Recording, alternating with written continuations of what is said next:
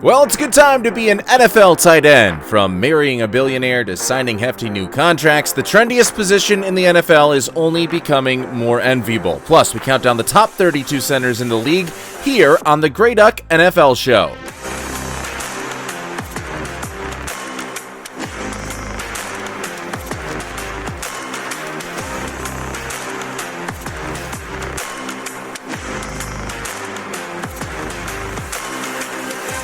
Hello and welcome to the Grey Duck NFL Show. I'm your host, Josh Kolojeski, and we are part of the Grey Duck Sports Network. You can follow us on Twitter at Grey Duck Sports. We're also under that same handle on YouTube. Then on TikTok, we are at grey.duck.sports. There you can find clips from all of our three podcasts on the Grey Duck Sports Network.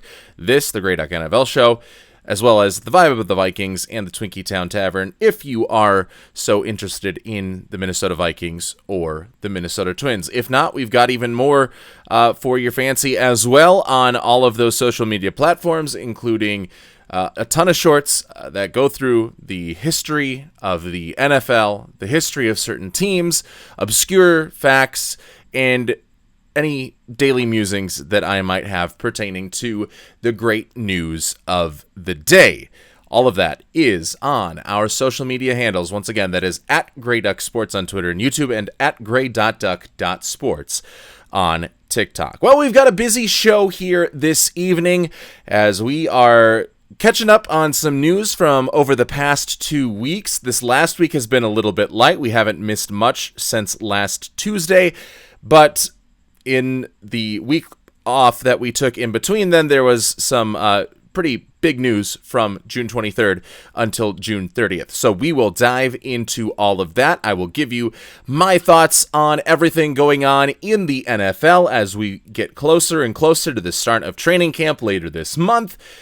And then, of course, we continue the Grey Duck Top 250, the segment where we are going position by position and counting down my top 32 players at each position, and all of that will lead up to and culminate in a top 250 players in the NFL that will be displayed and announced a couple days before the NFL regular season kicks off in September. Today, we are counting down the top 32 offensive centers in the NFL, so that should be a fun one. Stay tuned for that later on in this show. But first, let's get you over to some news.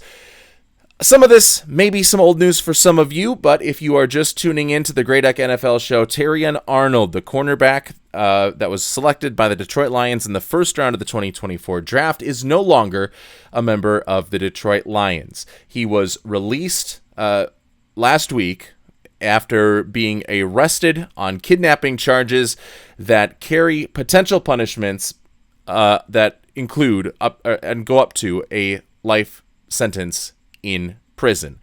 Based on the reporting that the NFL has done and court records in Florida, the allegations pertain to Terrion Arnold and his buddies who were at Arnold's house.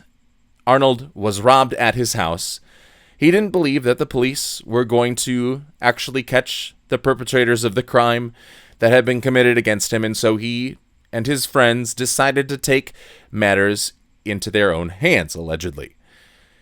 And according to the police reports, they got some revenge by targeting the folks that they thought were the perpetrators of the crimes based on what they knew of everything, and essentially tied them up to a chair, which is kidnapping.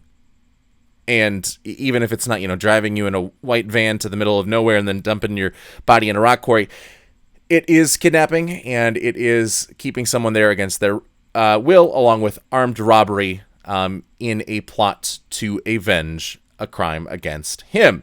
Now, the police officers and spokespeople and sheriffs all came out and said that, one crime does not begets another crime.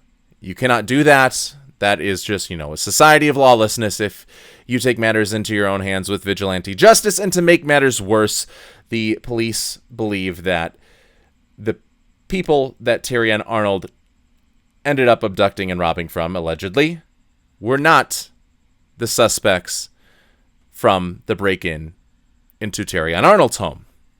So, not only did he take the law into his own hands, he did it to the wrong person, a seemingly innocent person that did not wrong him in any way, shape, or form, at least not legally.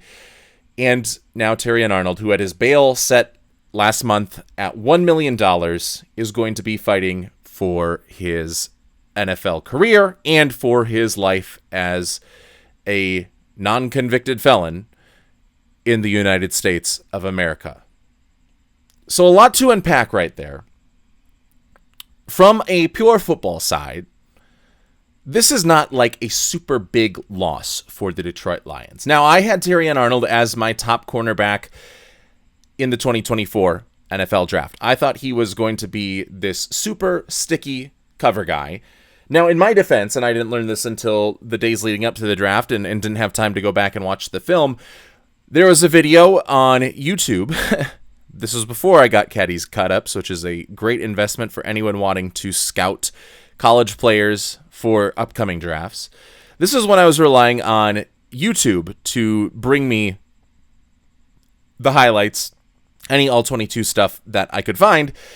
And I had seen Terrion Arnold, in all of these clips that under a YouTube video titled "Every Target Against Terrion Arnold," I saw him just sticky in man-to-man coverage on all the receivers that he went up against. And I didn't see a single completion. And that was by design, because I must have misread the title or didn't read the description, because it was not every target, but it was every pass breakup and forced incompletion that Terrion Arnold had. So, of course, he looked very, very good. Did not have time to go back and rewatch the film, but I had Terrion Arnold as my top cornerback from the draft because I was bamboozled by a YouTube title and by my own laziness in not reading a complete and total video description. But even so, I will still stick to my guns and say that I still would have believed Terrion Arnold had the best shot at being the top cornerback from what I had seen in my first full year of trying to scout college prospects in the 2020 ahead of the 2024 draft, and he has failed to live up to that billing mightily. He has not been the guy that was promised from Alabama.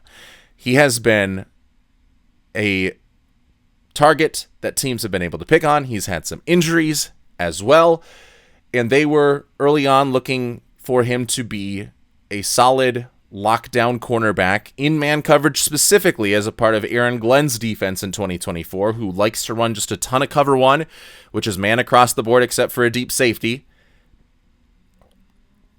And it just did not work. And they had the opposite corner ready to go there, and they bring in DJ Reed this last offseason to replace the cornerback that went to New England, and it just has not been able to work, really, for neither DJ Reed nor Terrion Arnold, but to a much larger extent, Terrion Arnold. And now the Lions defense is going to be without him, and that might not be a loss, and in fact could end up being a addition by subtraction if they can find the right person to fill in, because they have had people fill in, because Terrion Arnold, again, was not always healthy, and DJ Reed was not always healthy, and they had to rely on Amik Robertson. They had to rely on a host of different cornerbacks staying within their system, which is not a tough system to learn mentally, but it is a tough system to execute successfully, because you need to be locked down, play in, play out on whoever your wide receiver is. And by and large, Detroit, when Terrion Arnold was not on the field, was able to have those cornerbacks.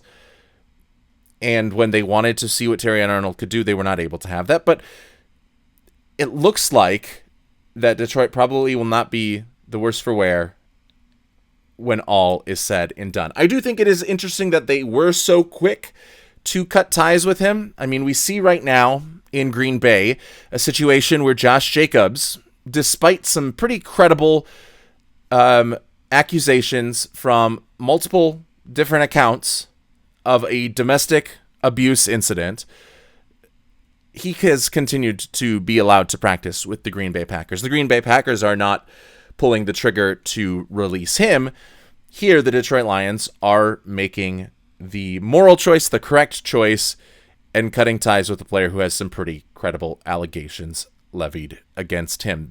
There doesn't seem to be too much of a denial as to whether or not this revenge armed robbery and kidnapping actually happened. It seems like right now it is more, what role did Terrion Arnold play in orchestrating all of this? What role did he play in potentially being there during the armed robbery and being on the scene during the kidnapping?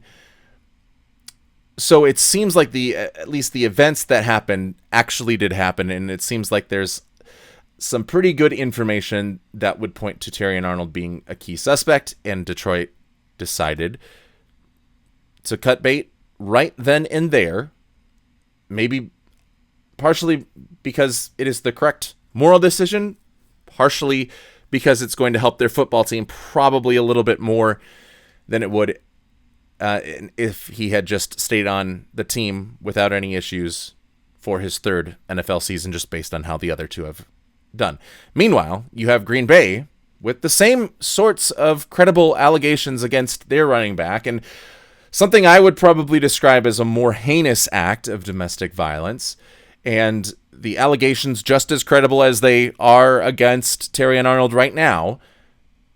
Josh Jacobs continues to get to practice and get defended by his head coach. And there you see two organizations that are pendulum swinging in different directions. Where the Detroit Lions have been on the up and up for the last 5 years, the Green Bay Packers have been leveling out, but more so on the downward spiral the last couple of years. And it makes you wonder how much karma or cosmic justice or supernatural divine justice, whatever it is you believe in, how much that comes into play when it comes to the results on a football field. Probably not much, but, it makes us feel better to say the team that is making the right moral decisions is having more success than the team that is not making the correct moral decisions, and that just seems to be the case here between the Detroit Lions and the Green Bay Packers. So we will continue to follow the Terrion Arnold situation here on the Grey Duck NFL show as that case goes on. It seems like after passing through waivers on Monday, July 5th, or July 6th rather, it seems like Terrion Arnold does have some workouts lined up with some teams that have not been scared off by these allegations and by the potential of Arnold facing a life imprisonment, which, by the way, if that is the sentence that happens, life imprisonment for this act, I would say that is a bit of overkill by the prosecution and the DA's office and whatever Florida county this took part in. That doesn't seem to match or fit the crime. The punishment does not fit the crime in that scenario. So hopefully, even if Arnold is found guilty, he does not actually face a lifelong sentence, because that would just be ridiculous. It is warranted of a long double-digit year sentence, but a life sentence for tying someone to a chair in armed robbery seems to be a bit over the top. But this is not a legal justice show. This is a football show. And whatever the case may be, Terrion Arnold is at least going to get some leeway here as we get closer and closer to the NFL season. It might not be that he will sit out the 2026 season. He might very well be on a team.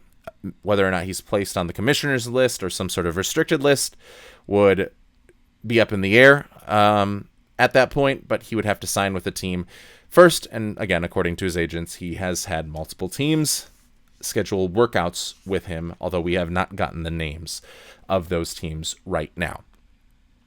Going into some more football-heavy news, but still with some off-the-field drama, Brendan Sorsby, as you may know by now, will not be in the supplemental NFL draft, and he will not be in the NFL during the 2026 season. And what happened here was he had made his application 3 days before the deadline, after deciding well, let's just rewind all the way to the beginning for anyone that might not be familiar. Brendan Sorsby, college quarterback at Cincinnati the past 2 years, at Indiana the year before that, transferred to Texas Tech after deciding to spend one more year in college. He goes to Texas Tech where he was preparing to play football for the 2026 season. In April, some allegations come out that he had been betting on teams that he played for.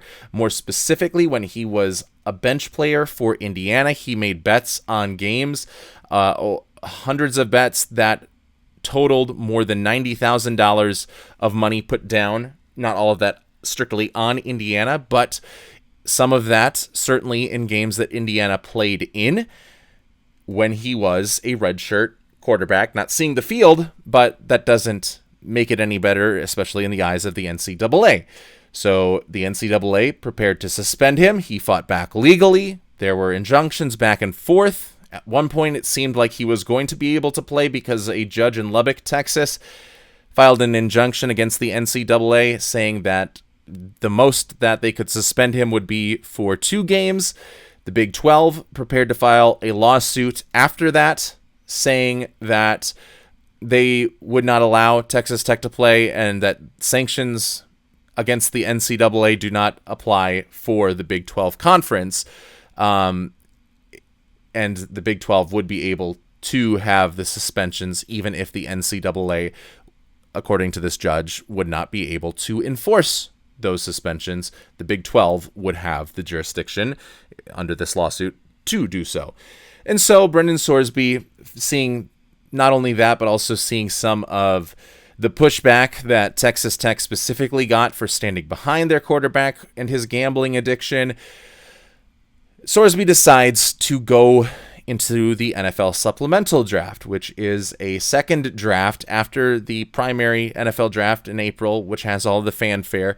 And it is a draft for college players or any player for whatever reason had circumstances that are preventing them from playing in college the next year. And those circumstances came up between the NFL draft proper and when the supplemental draft is supposed to take place. And it gives them one more chance to enter the NFL a year earlier so they don't have to spend a year sitting on the bench or sitting doing nothing, essentially, because they can't play college and it was too late now to enroll in the NFL draft. The supplemental draft aims to ease a little bit of that for some of the players like Josh Gordon, like Terrell Pryor, like Bernie Kosar, who kind of exploited the system back in the day in order to go to Cleveland and not go to a team like Minnesota. But those are players that were selected in supplemental drafts of the past. And Brendan Sorsby applied to be a part of the 2026 supplemental draft. And the NFL gets to decide every year whether they hold the supplemental draft or not. Sorsby was the only applicant this year, according to a public NFL memo that came out after they decided to deny Brendan Sorsby's application. They said that it is up to the NFL whether or not they want to hold a supplemental draft each year. They get to make the final say, and because there was only one applicant, and because that applicant had a kind of sketchy recent history of gambling on games in which he was participating in, on which he had inside information in, the NFL decided that it would not hold a supplemental draft. Now, within the public memo that was released, there was a lot of language that is not the most objective and is not the most legalese, so to speak, and kind of opened up the NFL to some liability lawsuits that could have said, because of how it publicly reasoned its decision to not let Brendan Sorsby into the supplemental draft by saying, there's an investigation going on against you. You didn't provide any update on that. You didn't provide any paperwork as to why you should be cleared of the wrongdoing. Sorsby's camp said, well, that is not in the application process, so you are punishing me for something that I have nothing to do with, that I had no way of knowing that you needed. There was no place to attach any addendums onto this application. It was just an application, and that is that. And so there was some liability. There was some, I'm not a lawyer privy person, but what did seem to be a potential for a lawsuit and a potential to see if the NFL had violated the CBA. And it looked like the attorney for Brendan Sorsby was going to get some perhaps help from the NFLPA. But now that case has been settled between the NFL and Brendan Sorsby. The NFL has essentially said that it will not do anything if circumstances stay the same between now and the April 2027 draft. It will not do anything to prevent Brendan Sorsby from entering the 2027 draft in April. And I think this is probably the best solution. Sorsby gets a probably well-deserved year-long suspension for gambling. He can't play in the NFL. He can't play college football. The Canadian Football League has already said that they won't take him. The UFL doesn't start until a month before the 2027 draft, so going to the UFL and playing a season would be moot at that point. It seems like this is some justice for Brendan Sorsby, and it gives him the opportunity now to start fresh and see if the rehab for his gambling addiction has been paying off so far.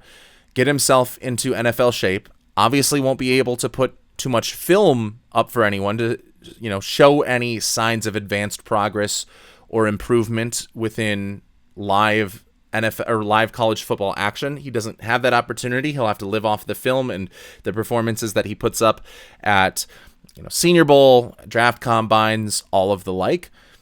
But it still does not prevent him from having a shot at the NFL. It is not a permanent punishment for Sorsby, which I think would be over the top, especially considering that this was within a business that is not the NFL. It was within the NCAA, within a place that the NFL has no jurisdiction. And I think that was kind of the sticky point for the NFL if they had decided to go along with the supplemental draft, is that they would probably want to punish or suspend Brendan Sorsby, but might not have had the grounds to do so because he wasn't privy to the NFL CBA. He was not held under that arrangement. He was held under the NCAA, and he broke NCAA protocols, but because he was not under the NFL, they can't say that he broke NFL protocols because he was not working for the NFL. If I gambled on the Minnesota Vikings right now and then decided to join the NFL draft, was drafted, probably not, probably is certainly underselling it a little bit, certainly not, but in that case, the NFL would not be able to use past bets that I have made against the Minnesota Vikings, or if I had made bets with my college, they would not be able to use those bets as grounds for a suspension to begin my NFL career. And so the NFL, facing that, knowing that it might just be an opportunity now for Brendan Sorsby to run from the consequences of his own actions, decided to go and get a loophole and decided, okay, we know we're not going to be able to suspend you once you are drafted, so we're just going to close this thing down. And they did what was within their rights to just not let him in to the supplemental draft by not hosting a supplemental draft. So that is, I think the NFL did a good job. I think Brendan Sorsby gets what he deserves, but he still also gets a chance to play in the NFL. Granted, finances are probably going to take a hit because I don't think there are going to be too many teams willing to spend a day one or even a day two pick on a quarterback that has not seen live action in what by the time the 2027 regular season starts would be almost 2 years. But he still has a shot to show that he belongs in the NFL, and he will get that shot next year. So Brendan Sorsby not coming into the NFL. It seems like a 3-month-long story has finally reached its conclusion, or at least an intermission until the 2027 draft starts heating up at the end of the 2026 regular season, and then we can pick things back up from there, see if there's any other film that Sorsby has put out and to see if his mechanics have improved in any sense, because he is a toolsy quarterback. He has some athleticism. He has a pretty strong arm. I wouldn't say it's an elite level arm, but he can throw off platform as well. It is just consistent accuracy. It is consistent mechanics, and it is just an overall better feel for seeing the field during his dropbacks. I think there's a lot to improve there, and unfortunately, most of that, in order to fully improve, you need to have live reps for, so he won't have the opportunity for that, except for maybe just working on footwork and working on mechanics. But even then, that can break down when things get stressful in an actual game scenario. But that is Brendan Sorsby. Now let's head into what we started the show speaking of, and that is a ton of new news surrounding the tight ends. In the intro, we mentioned it is a good time to be an NFL tight end. And very briefly, we will mention one of those reasons is because Chiefs tight end Travis Kelce is now married to billionaire singer and music producer Taylor Swift. So cha-ching there for Travis Kelce, who is, already not in need of money, but now has married into an even higher infinite supply potentially of cash. So good on Travis Kelce, good on Taylor Swift. They get married at the Madison Square Garden over the weekend. I'm sure it was lovely. I'm not like one of those people that it's going to be like completely like, oh, every single time Taylor Swift shows up on my television screen, I put my hand in a fist and look out the window to see only dark clouds coming to cover my yard, and all I do is grumble to myself about how this world does not, is just in the pits of evil and the pits of despair because they showed Taylor Swift on the TV screen once again during a Chiefs game. I'm not like that. I'm also not like super, I'm in the middle ground. I'm not going to be like super invested into this relationship between Travis Kelce and Taylor Swift. I'm going to kind of treat it in a non-parasocial way on either spectrum of that parasocialness, and just say that good for them. Wish them all the best. And hopefully it is a love that lasts forever. And both Travis Kelce and Taylor Swift, as good as they may be, are made even better with one another in their lives. And that is all I'm going to say about the Kelce-Swift wedding. Congratulations. The main purposes of bringing up the tight ends and their newfound boom of popularity within the NFL is because we have a couple of guys signing extensions. One of them is Kyle Pitts of the Atlanta Falcons. He signs a 3-year, $54 million extension with the Atlanta Falcons. He was one of the players franchise tagged during this past offseason. There were rumors that maybe the Falcons, even after franchise tagging him, could be looking to trade him around the draft for a second or third round pick. Obviously, that did not happen, and it seems like those rumors were pretty superfluous and lacking credibility because the Falcons were very eager to sign him to a pretty large deal. Average is $18 million a year. Obviously, probably not going to see all of that with how all the guaranteed money is going to actually play out. But still, a 3-year, $54 million extension for Kyle Pitts to essentially be the wide receiver 2 in this Falcons offense that has kind of found itself at a crossroads for the 2026 season. It allows whatever quarterback is going to be the next guy for Atlanta, whether that be Michael Penix once he comes back healthy, whether that be a resurgent Tua Tagovailoa, or whether that be a draft pick that is made and ready to go for the 2027 season. You want to keep those weapons in place, and whoever that is going to have those weapons with now Drake London earlier in the offseason signing a big extension, and now Kyle Pitts signing a big extension. And I realized that Kyle Pitts is not always seen as like the optimal tight end because he does not block well, run block or pass block, and is more of just a wide receiver that doesn't put up as good of numbers as a top-tier wide receiver. And while that may be true, I do think that he has continued to get better and better. I think that being with a bunch of different quarterbacks and a bunch of different offenses to start out his career has probably hindered him just a little bit. And now he has started to really put it together. Obviously, he had the 1,000-yard season during his rookie year and really started to ramp up in the second half of the 2026 season. Now, you could ask yourself, is that 5-6 game sample size where he essentially, in those 4 to 5 games at the end of the year, matched what he was able to do throughout the first 10, 11 weeks of the season? Is that going to be sustainable? Is that going to be the norm? Is that just a spike at the end of a, pretty typical Kyle Pitts season that we've seen year in and year out? I think that is a fair question. And I have not looked enough into the film to be able to tell you right now that Kyle Pitts did something one way or another that made his production sustainable or not, or if it was just a lot more targets and a lot more open zones that he was able to find, and he was just able to make it work.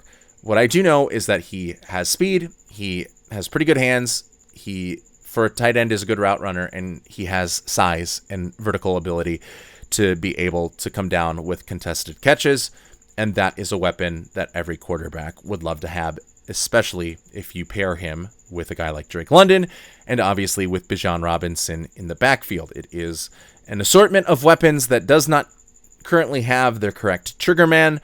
We will see if either Penix or Tua steps up to be that triggerman in 2026, or if they have to wait for a new triggerman in 2027. But that is the Kyle Pitts extension. Congratulations to him as well. And then Brendan Strange, who is an often less heralded tight end. He plays for the Jacksonville Jaguars. He signs a 3-year deal as well, this one worth $48 million, so a little bit less than the $54 million contract of the same length that Kyle Pitts got. This is going to be on average $16 million a year in value for Brendan Strange. Of course, again, the guarantees are probably going to lessen that a little bit. He's probably not going to see all of that over the course of that 3 years, but that is where it currently sits. A 3-year, $48 million deal for Brendan Strange. A guy that does not have the ceiling and explosiveness of Kyle Pitts, but it still has a solid receiving floor and does a lot of the other things that you'd want your tight end to do. He's a solid blocker in the run game and in the pass game, and he can be used in a multitude of different fashions on that Jaguars offense. And when the Jaguars were really rolling to start the year last year, Brendan Strange was healthy. Brendan Strange went down last year, and the Jaguars, both their offense and their team as a whole, kind of took a couple steps back in Brendan Strange's absence. Then Strange comes back for the final leg of the season, and the Jaguars look like one of the best teams in the AFC that just runs into another one of the best teams in the AFC in the playoffs, that being, of course, the Buffalo Bills. So Brendan Strange, again, was kind of a key cog in a Jaguars offense that impressed, and he seemed to be, his presence in the lineup seemed to be directly correlated to what the offense could do and what the team as a whole could do throughout a very spectacular 2025 season under first-year head coach Liam Cohen. So obviously Liam Cohen likes this guy and has seen how vital he is to the Jacksonville Jaguars offense. The Jaguars already with sort of an embarrassment of riches at wide receiver. When you take into account Travis Hunter is going to still get some snaps, even if he's going to be a full-time cornerback. You might still see him in like a Deion Sanders role where he's getting 15 to 20 snaps a game at most, but still seeing some time on the offensive side of the football. And then obviously Brian Thomas Jr., who you expect to have a bounce-back season, Jacoby Myers, Parker Washington, who both looked really good at the end of last season. Brendan Strange doesn't have to be high on the totem pole of weapons for Trevor Lawrence like Kyle Pitts has to be for either Tua or Michael Penix this next year. He can be up the totem pole if needed, if injuries call for it, or if certain play calls look to feature him a little bit more. but he does not need to be, and he can instead focus on a multifaceted sort of game and focus on the correct motions and the correct blocking techniques so that he can help unlock a run game that has some really explosive potential if Bashal Tutin can hit what it seems like the Jaguars believe that he can hit. So Brenton Strange signing an extension as well. And like we said, from the top, it is a good time right now to be an NFL tight end. Ending our news section with a pair of sad stories. The first of which, Chris Johnson, the former running back of the Tennessee Titans, one of just a handful of running backs who hit over 2,000 rushing yards in a season. He did that in 2009. He announced last week that he has been diagnosed with ALS. And ALS, you may know colloquially as Lou Gehrig's disease, a degenerative muscle disease that right now football players, NFL players in particular, people that have played at the highest level, have a higher, not necessarily a higher chance, but they get ALS at a higher rate than the general population. Stephen Hawking had ALS. He was able to live for 50 years. That is typically not the norm with this disease. The Saints player that blocked a punt and took it into the end zone in the first game back in New Orleans after Hurricane Katrina, he is suffering with ALS. It is an absolutely dreadful disease that takes everything out of you and takes your muscles, takes your fat, makes it hard to communicate, makes it hard to move. You have to be in a wheelchair. You eventually lose your ability to talk altogether. It is a debilitating disease. It is a terrible disease. And Chris Johnson announced that he has it. And it can come on quick. If you have seen TikToks of people from, say, like 2023, when they first announced their diagnosis and they kind of go and give you a year-by-year look of how they are able to talk 1 year after being diagnosed, 2 years after being diagnosed, it is pretty quickly a degenerative disease. I am not an MD. I'm not a doctor. So if you would like more details about how severe this illness is, they would be able to provide that more than I. Research on Google would be able to provide that more than I. But we do know that this is a very, very rough break for Chris Johnson. And it is usually, I mean, it's a death sentence. It is something that is going to be the cause of the end of Chris Johnson's life, more likely than not, whether that be soon or whether that be a, Stephen Hawking prognosis where he is able to live a long life. It is ultimately going to be, outside of an act of God or some sort of accident, it is what is going to be the end of Chris Johnson's life. That is going to be the cause of death or a comorbidity on his death certificate, and that is something that is super heavy to think about, super heavy to talk about, and Chris Johnson talked about it. He was open about it, and I cannot imagine the emotions that he feels. I cannot imagine the emotion that his family feels, and truly, I just wish him, his family, his loved ones, his friends, I wish them truly the best. I know those wishes kind of are ineffective. They don't do much. They are not going to stop the onslaught of this disease. But my thoughts, my prayers, my everything is with Chris Johnson and his family, because he was one of the most fun running backs to watch, as just a true, complete speedster. He spent, again, the peak of his career with the Tennessee Titans. For the first couple of seasons, formed an excellent 1-2 backfield, kind of a thunder and lightning with him and Landale White, with Kerry Collins being the quarterback. They get into the playoffs during his rookie season, and have even the number 1 seed, and if not for a potential missed delay of game call, would have beaten the Baltimore Ravens and had a chance to take on the Pittsburgh Steelers for the AFC Championship game and a chance to go to the Super Bowl against the Arizona Cardinals. Obviously, Joe Flacco is able to lead a last-minute comeback against the Titans and put together an upset in that divisional round. That is rookie Joe Flacco. But then in 2009, Chris Johnson, I believe it was his second season then, has a season for the ages where he goes over 2,000 yards, and a Titans team that started off dreadful, 0-6, and I think the last or second to last of those 6 losses to open the season was a 59-0 slaughtering by the New England Patriots. And then they turned to Vince Young, and Chris Johnson heated up, and they started to win games, and they became closer and closer to getting into the playoffs despite no 0-6 start. I think they finished 8-8 or 9-7, but they got so close because of what Chris Johnson was able to do, and because of the threat of him as well as Vince Young in the backfield really kept defenses off balance.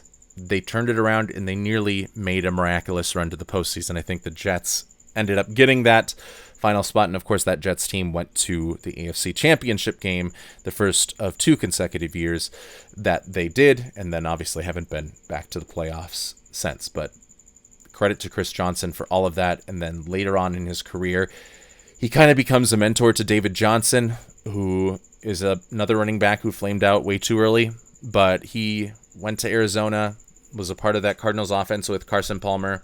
I'm not sure if he was on the 2015 team. I know for sure he was on the 2014 team that looked like it was going to have a similar sort of success before Carson Palmer's injury.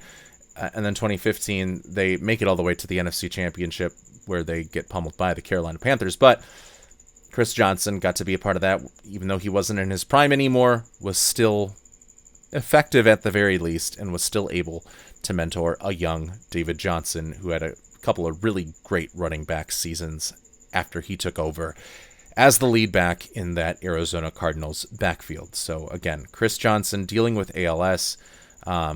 They're getting the ice bucket challenge started once again on social media. If you are a young millennial, kind of on that millennial Gen Z precipice, you'll know about the ice bucket challenge and its popularity back about 10 years ago in the early 2010s.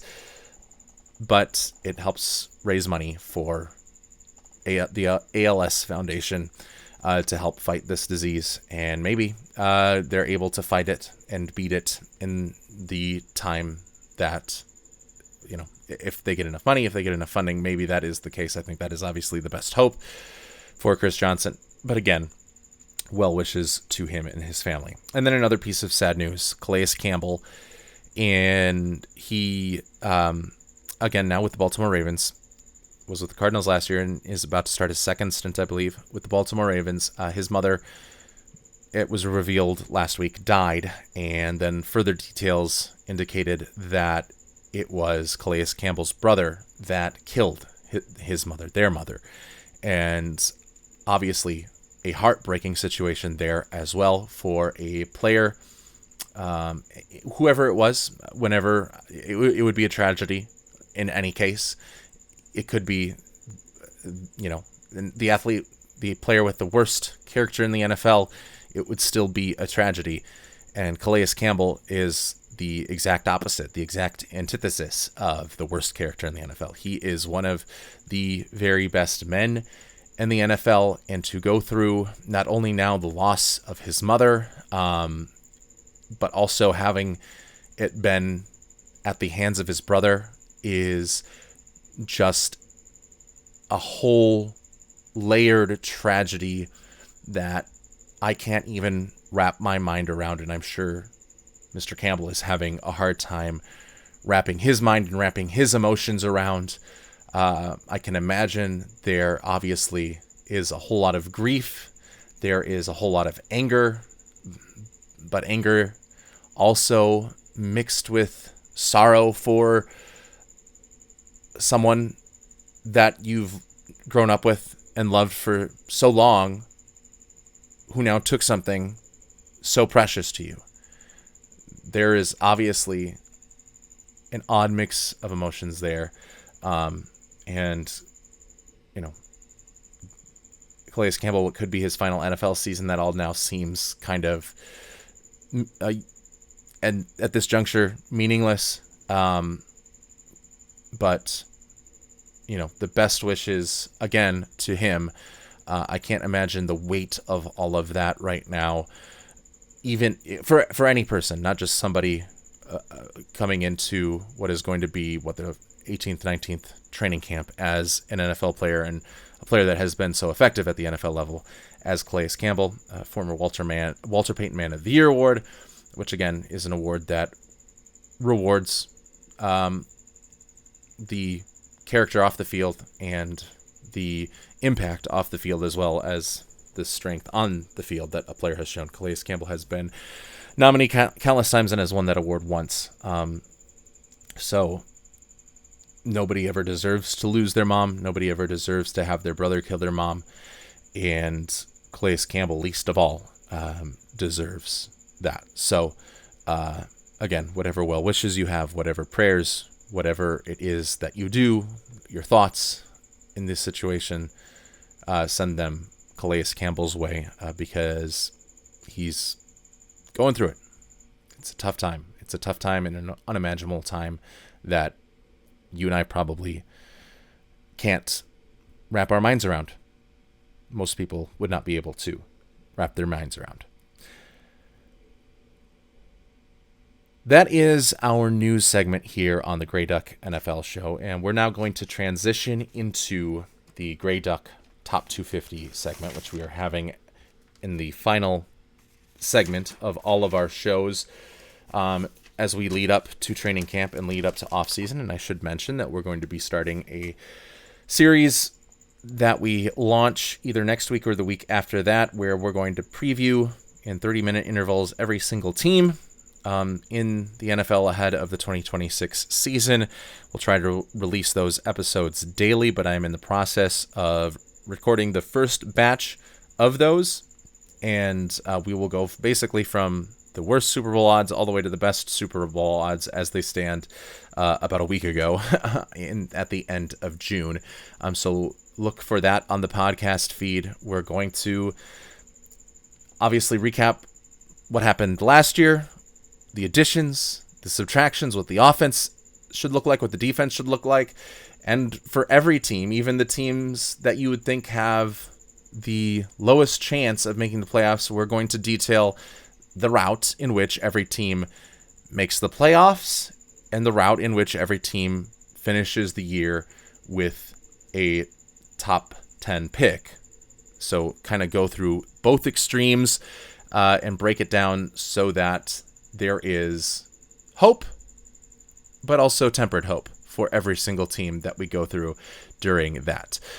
But for right now, our kind of main segment has been this Grey Duck Top 250.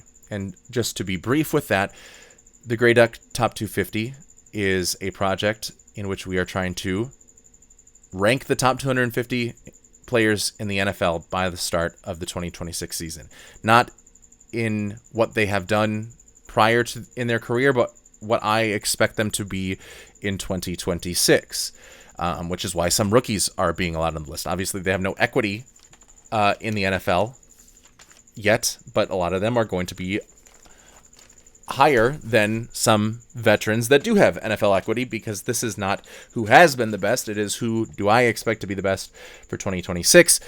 And in the process of building this 250 gargantuan list, we are going to be ranking the top 32 players at each position. And during each episode throughout the course of this offseason, we are going to be highlighting a new position. We've already highlighted wide receivers and given our top 32 there. We also have highlighted linebackers, and today we are going to highlight the top 32 centers. So without further ado, here they are. And I do want to say that this is a more interesting one for me, because for wide receivers, there are multiple players on the field at the same time, for wide receivers and linebackers. So there are teams that are going to have multiple wide receivers and teams that have no wide receivers on that list. And that obviously was the case. There were teams that had multiple linebackers, teams that didn't have any linebackers on that list because there are multiple positions coming in.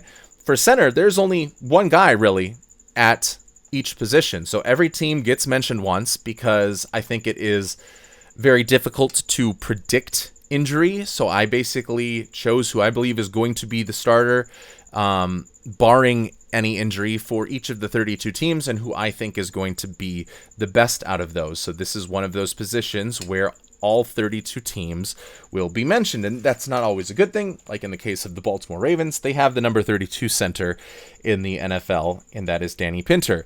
And again, the reason why every single one of these teams, even though surely some of these teams are going to have 2 or 3 different guys as their center due to injuries, due to performance, or whatever reason, can't predict that from my perspective. So I am, again, just going through who is going to have the best 2026. And if you're a backup center, it's going to be incredibly hard unless you predict them to have playing time, which, again, is going to be more unforeseen for our purposes. It's obviously hard without any playing time to be ranked as one of the best 32 when there are 32 centers that actually have playing time over you. So again, Danny Pinter of the Baltimore Ravens is number 32, and this could be one that just blows up in my face. Obviously, the Ravens have a track record of developing pretty good offensive linemen for the most part. Obviously, that's not always the case with Daniel Fa'alele, who they had high hopes for, but being first year post Tyler Linderbaum, who knows? Danny Pinter could step in and be as good, if not better, than Tyler Linderbaum. I would say that is in a very slim range of possibilities and probabilities, but we are going to put him at number 32. Then number 31 for the Tennessee Titans, Austin Schlottman. Just a very, for me, unimpressive center. He played a little bit with the Minnesota Vikings, has played with the Tennessee Titans, and really has been a part of a Titans offensive line the last couple of years that has been lackluster. Carolina Panthers, their center at number 30 is Luke Fortner. And again, they are a team that lost their center guard combo in Cade Mays, who's going to make his appearance a little bit higher up on this list. And they're going to go back to Luke Fortner, who did have some time at center for them. But again, was not doing anything that stood out on a down-to-down basis. Number 29 is going to be Blake Brandel of the Minnesota Vikings. He is expected to win the center competition. There's going to be a competition between him and third-year player Michael Juergens. Brandel has basically played every single position along the Vikings offensive line. He was their starting left guard throughout the 2024 season, and then he saw some time at center despite having never snapped a football in 2025. And now he had some problems with the snap. He's also a very tall center, which doesn't necessarily bode well when the potential starting quarterback of your team is under 6 foot, like Kyler Murray is. But he did have some good blocks. It was just, does he know how to snap a football? If not, it's going to be a long problem that, he's not going to be able to get any higher than 29 on the list of top 32 centers in the NFL. So Blake Brandel here comes in at number 29. Number 28, I have Ryan Neusel of the Atlanta Falcons. Number 27, we've got John Michael Schmitz, the second of the New York Giants.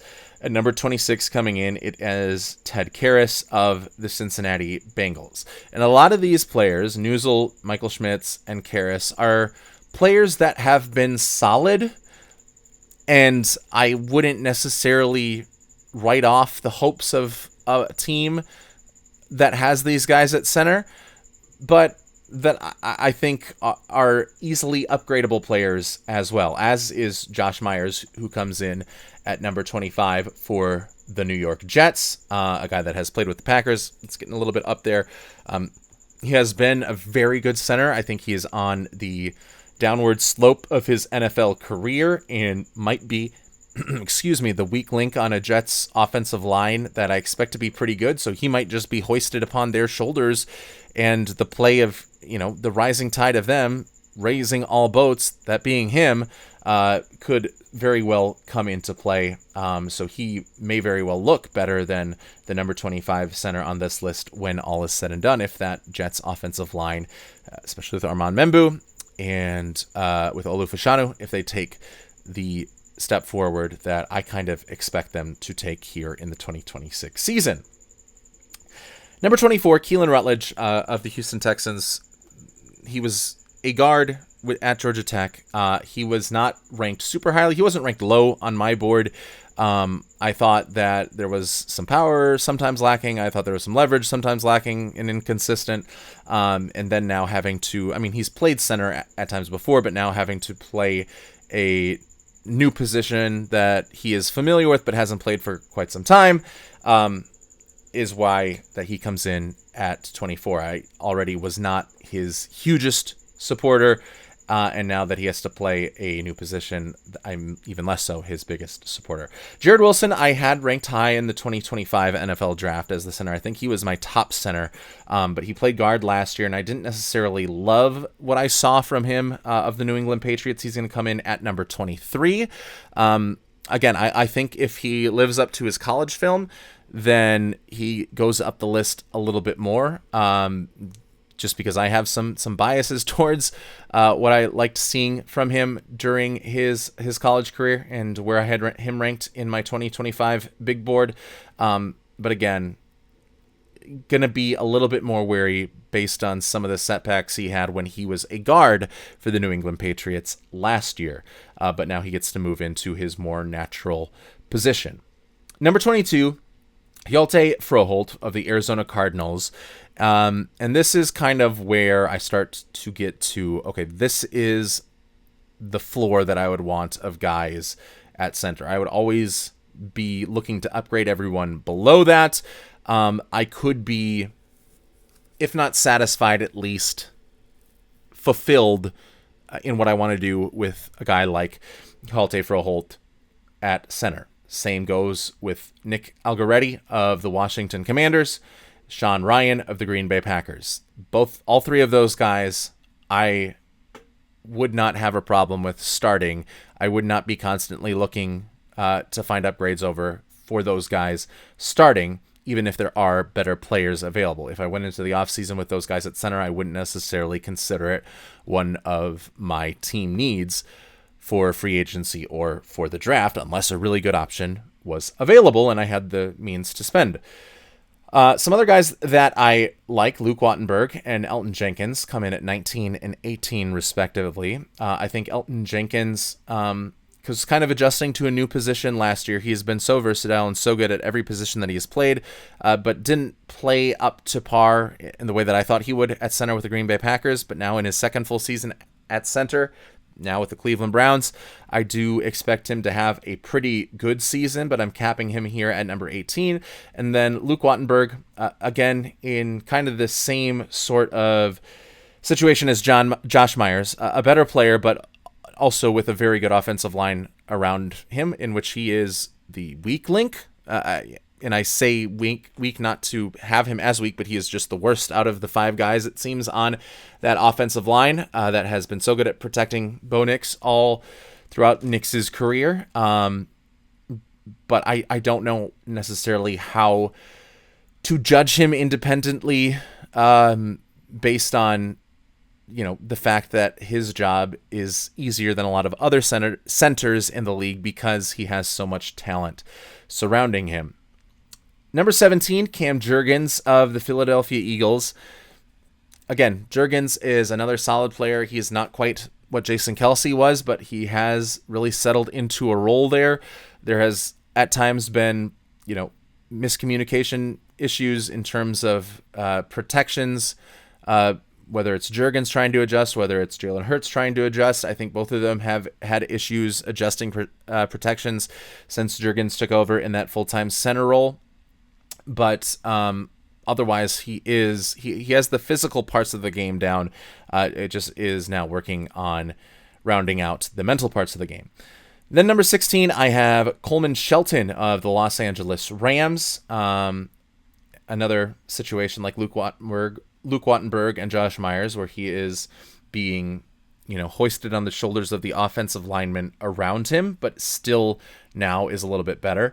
Jake Brendel, I like a lot. He comes in at number 15 for the San Francisco 49ers, and a guy that I liked more than I thought I would comes in at number 14, and that is Jalen Sundell of the Seattle Seahawks. And now it is obviously a treat that he gets to play next to one of his college teammates at North Dakota State and Gray Zabel, and those guys to kind of get to relive their college glory days and transition that into the NFL, where they win a Super Bowl in that first year for Zabel, second year for Sundell.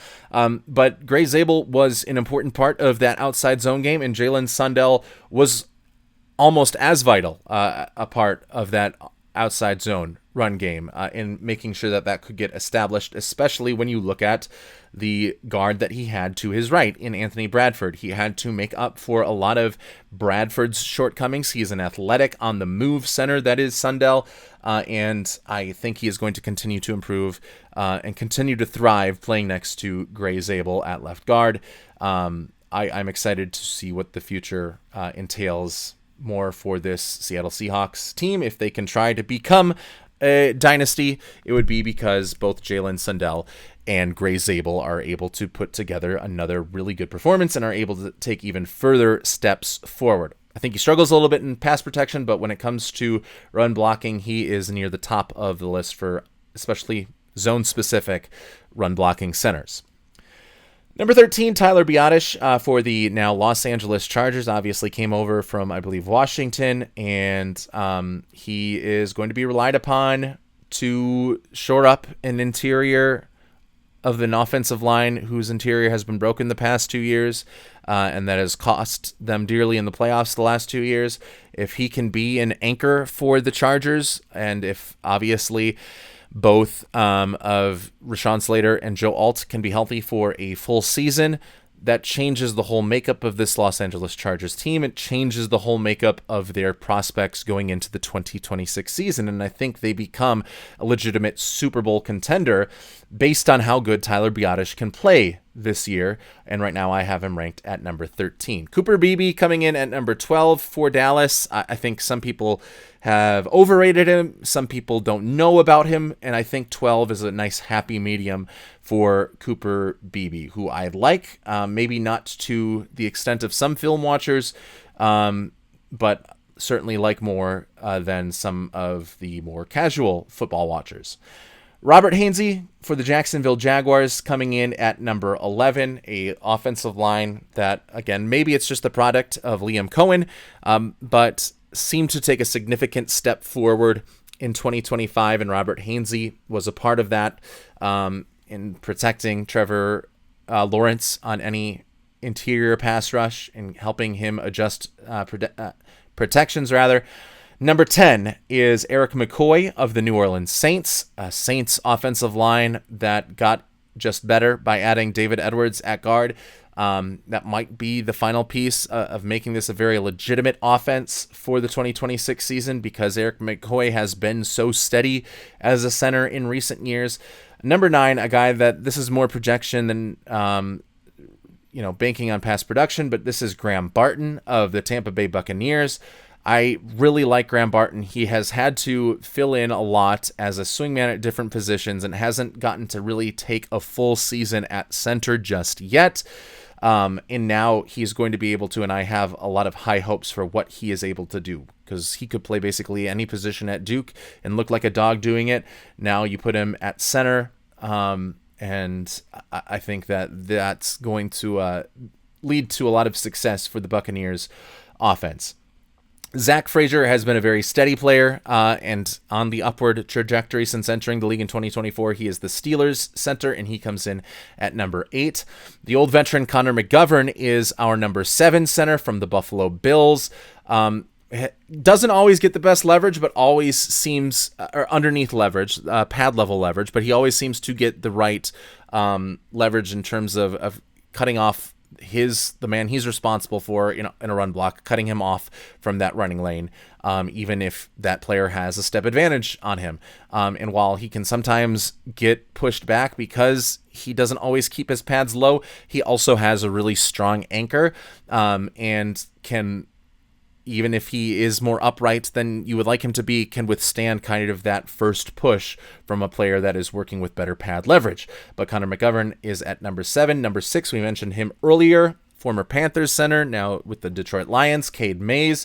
I think he has the ability to fast track the rebuilding that the Lions are doing of their offensive line after what was kind of a disastrous 2025 by their standards. I like what Cade Mays can do as a zone blocker. I know Detroit likes to run a lot of different gap variations, end zone variations at about equal volume, but Cade Mays can certainly help, especially with those zone blocking schemes. Tanner Bortolini comes in at number 5 of the Indianapolis Colts, and I had Bortolini ranked pretty nicely in my 2024 draft rankings, but he has surpassed those expectations and was a key reason why the Colts offense had a lot of success early on during the 2025 campaign. It was Daniel Jones and it was Tanner Bortolini just getting push against whatever defender he was going up against during those first 7-8 weeks to open things up for Jonathan Taylor, which in turn made the job easier for Daniel Jones. I really like Tanner Bortolini to take another step forward in 2026. And number 4, this is obviously the one that is going to be most based on projection, both on, just putting a rookie here, but also a rookie who currently is at number 2 on his depth chart, and that is Logan Jones. I had Logan Jones as my top ranked center, as a top 20 player in this 2026 NFL draft. He has a lot of the athleticism. He is, as his nickname has called him to be, which is a diet Tyler Linderbaum. He is just like Tyler Linderbaum in the way he has this flexible hip movement, the way he is able to get under the pads of defenders and win at leverage points. I think that the lack of anchoring power can be rendered moot if he continues to show the consistency that he did at Iowa in getting his pads lower than the defender that he is going up against. And then he has the athleticism to reach any defender, any interior defender that he is supposed to reach block on. So Logan Jones, I am expecting very big things. I am expecting him during training camp to surpass Garrett Bradbury as the Chicago Bears starting center, to win that job for the regular season and to have a very successful regular season and a Pro Bowl campaign for the Chicago Bears. Lofty expectations, but hey, that is what podcasts are about. Hot takes and lofty expectations. Number 3, Tyler Linderbaum of the Las Vegas Raiders. One of the best, if not the best, run blocker, average pass blocker, but a very cerebral player as well. I think you roll all that into one, and that is Tyler Linderbaum at number 3. Obviously got the big contract with the Las Vegas Raiders. He is going to jumpstart a run game that never got off the ground last year, even with a top 10 pick making his debut with them as a rookie in Ashton Genty.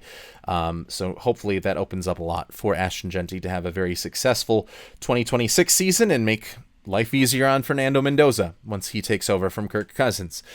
Number 2, Creed Humphrey of the Kansas City Chiefs. He is, perennially top 3 on basically any list that you could come up with.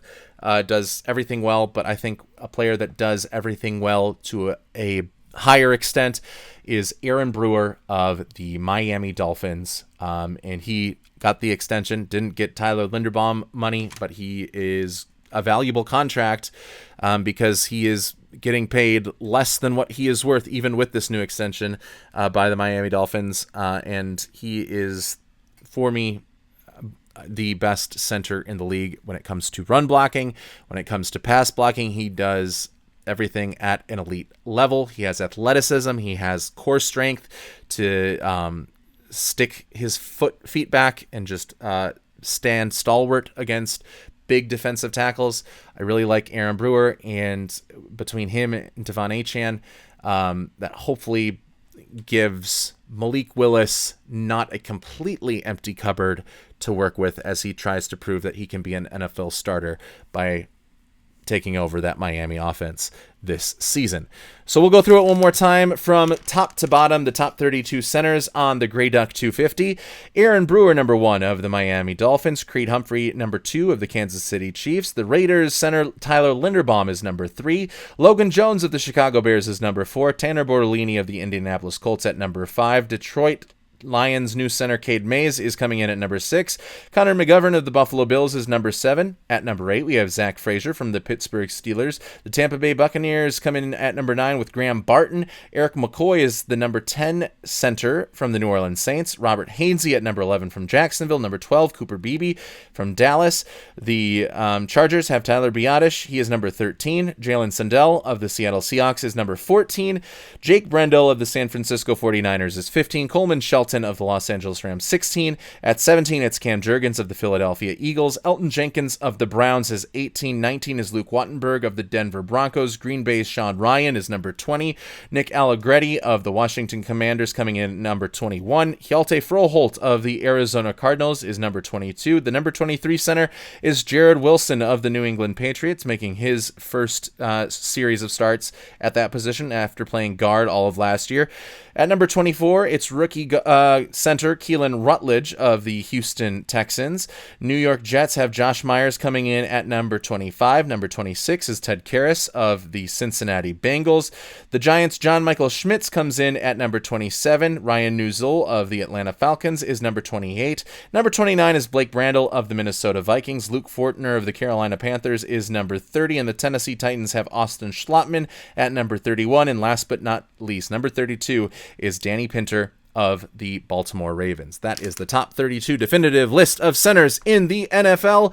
If you think otherwise, you are going to have to contend with both myself and the mighty cosmic Grey Duck force that lives within all of us here on the Grey Duck NFL show and the Grey Duck Sports Network. Quick mea culpa to clean up from our last episode. I completely neglected Diane Henley on my top 32 list, and that was not on purpose.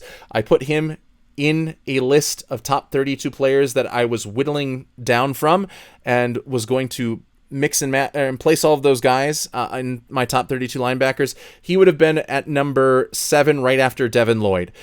He was supposed to be there for whatever reason. When I transcribed from my scratch notebook into my show prep notebook, Diane Henley I had skipped over, and I remembered looking at it and thinking, well, who do I have? Why do I only have 31 players here? And I just threw someone in to be number 32 at the very end of all of that. I believe it was Caden Ellis. So Caden Ellis, unfortunately, you've been knocked off of the top 32 list. Diane Henley, you are skyrocketed into the top 10. I am very sorry for that omission. I have not had any comments, thankfully, attacking me for that, but they would be rightfully so attacking me, and I'm here telling you now that I made a mistake, a transcription error, not an error of ball knowledge. Diane Henley is on that top 32 linebackers list of the Los Angeles Chargers. Well, that was a fun one this today, also with some heavy topics on the Grey Duck NFL show. Thank you for tuning in. We'll be back on Thursday recapping some more news from this week, as well as continuing our countdown of the top 250 players and the top 32 players at each position in the NFL. This has been the Grey Duck NFL show. I'm Josh Kolojeski signing off and wishing you a good night.